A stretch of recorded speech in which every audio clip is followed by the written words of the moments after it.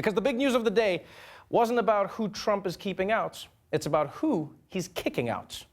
This is an NBC News special report. Breaking news out of the White House. The president has asked Secretary of State Rex Tillerson to step aside, and he will be replaced with the current CIA director, Mike Pompeo.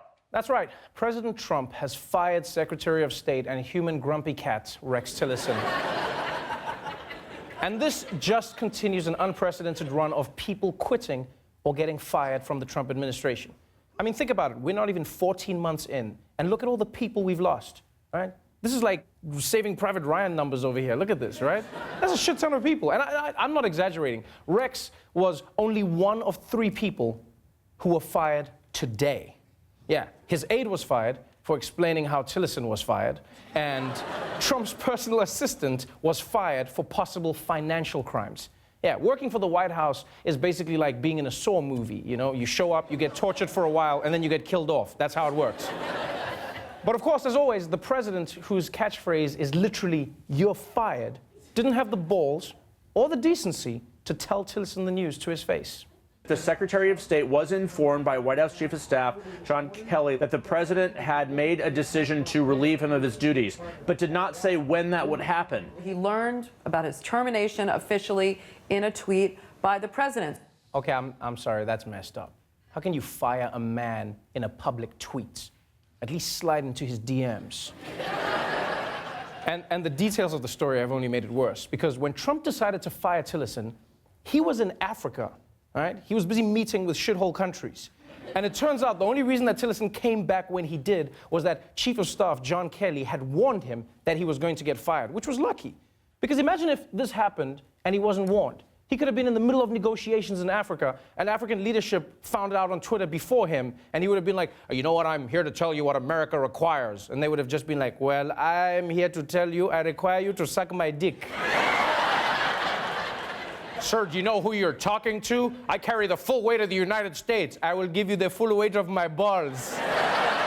"Do you know who I am? According to Twitter, an unemployed man, eh?" Now look, we may never know the real reason Trump got rid of Tillerson. But it's because Tillerson disagreed with Trump on lots of policy issues, you know, from upholding the Iran nuclear deal to leaving the Paris Climate Accord, or maybe Trump has a secret reason he would never tell us about. Maybe he's just like, "I have to be honest, folks, Tillerson looks like a giant porcupine, and that scares me. And I know that's silly because porcupines aren't real."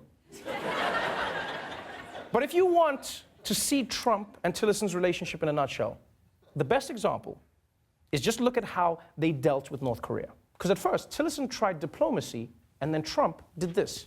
Secretary of State Rex Tillerson says the U.S. is in direct channels of communication with North Korea and looking into whether the regime is open to talks. Trump appeared to undermine a new diplomatic channel announced just yesterday by the Secretary of State. "I told Rex Tillerson he's wasting his time trying to negotiate with Little Rocket Man." All right, so that was Trump's message. Don't negotiate with North Korea. And Tillerson, the loyal soldier that he was, carried that message to the world. Then last week, this happened.